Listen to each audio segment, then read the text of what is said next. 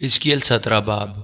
اور خداوند کا کلام مجھ پر نازل ہوا کہ اے آدم زاد، ایک پہیلی نکال اور اہل اسرائیل سے ایک تمثیل بیان کر اور کہ خداوند خدا یوں فرماتا ہے کہ ایک بڑا عقاب جو بڑے بازو اور لمبے پر رکھتا تھا، اپنے رنگا رنگ کے بالوں پر میں چھپا ہوا لبنان میں آیا، اور اس نے دیودار کی چوٹی توڑ لی۔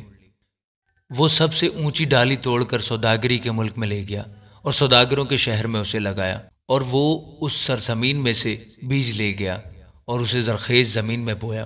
اس نے اسے آب فراوان کے کنارے بیت کے درخت کی طرح لگایا، اور وہ اگا اور انگور کا ایک پست قد شاخدار درخت ہو گیا، اور اس کی شاخیں اس کی طرف جھکی تھیں اور اس کی جڑیں اس کے نیچے تھیں۔ چنانچہ وہ انگور کا ایک درخت ہوا، اس کی شاخیں نکلی اور اس کی کونپلیں بڑھیں۔ اور ایک اور بڑا عقاب تھا جس کے بازو بڑے بڑے اور پر و بال بہت تھے، اور اس تاک نے اپنی جڑیں اس کی طرف جھکائیں اور اپنی کیاریوں سے اپنی شاخیں اس کی طرف بڑھائیں تاکہ وہ اسے سینچے۔ یہ آب فراوان کے کنارے زرخیز زمین میں لگائی گئی تھی تاکہ اس کی شاخیں نکلیں اور اس میں پھل لگیں اور یہ نفیس تاک ہو۔ تو کہ خداوند خدا یوں فرماتا ہے کہ کیا یہ برومند ہوگی؟ کیا وہ اس کو اکھاڑ نہ ڈالے گا اور اس کا پھل نہ توڑ ڈالے گا کہ یہ خشک ہو جائے اور اس کے سب تازہ پتے مرجھا جائیں؟ اسے جڑ سے اکھاڑنے کے لیے بہت طاقت اور بہت سے آدمیوں کی ضرورت نہ ہوگی۔ دیکھ، یہ لگائی تو گئی، پر کیا یہ برومند ہوگی؟ کیا یہ پوربی ہوا لگتے ہی بالکل خشک نہ ہو جائے گی؟ یہ اپنی کیاریوں ہی میں پس مردہ ہو جائے گی۔ اور خداوند کا کلام مجھ پر نازل ہوا کہ اس باغی خاندان سے کہہ، کیا تم ان باتوں کا مطلب نہیں جانتے؟ ان سے کہہ، دیکھو، شاہ بابل نے یروشلم پر چڑھائی کی اور اس کے بادشاہ کو اور اس کے امرا کو اسیر کر کے اپنے ساتھ بابل کو لے گیا، اور اس نے شاہی نسل میں سے ایک کو لیا اور اس کے ساتھ عہد باندھا اور اس سے قسم لی اور ملک کے بہادروں کو بھی لے گیا تاکہ وہ مملکت پست ہو جائے اور پھر سر نہ اٹھا سکے، بلکہ اس کے عہد کو قائم رکھنے سے قائم رہے۔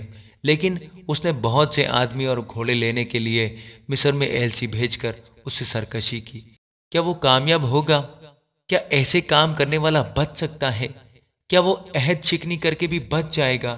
خداوند خدا فرماتا ہے کہ مجھے اپنی حیات کی قسم، وہ اسی جگہ جہاں اس بادشاہ کا مسکن ہے جس نے اسے بادشاہ بنایا اور جس کی قسم کو اس نے حقیر جانا اور جس کا عہد اس نے توڑا، یعنی بابل میں، اسی کے پاس مرے گا۔ اور فرعون اپنے بڑے لشکر اور بہت سے لوگوں کو لے کر لڑائی میں اس کے ساتھ شریک نہ ہوگا، جب دمدمہ باندھتے ہوں اور برج بناتے ہوں کہ بہت سے لوگوں کو قتل کریں۔ چونکہ اس نے قسم کو حقیر جانا اور اس عہد کو توڑا اور ہاتھ پر ہاتھ مار کر بھی سب کچھ کیا، اس لیے وہ بچ نہ سکے گا۔ بس خداوند خدا یوں فرماتا ہے کہ مجھے اپنی حیات کی قسم، وہ میری ہی قسم ہے جس کو اس نے حقیر جانا، اور وہ میرا ہی عہد ہے جو اس نے توڑا۔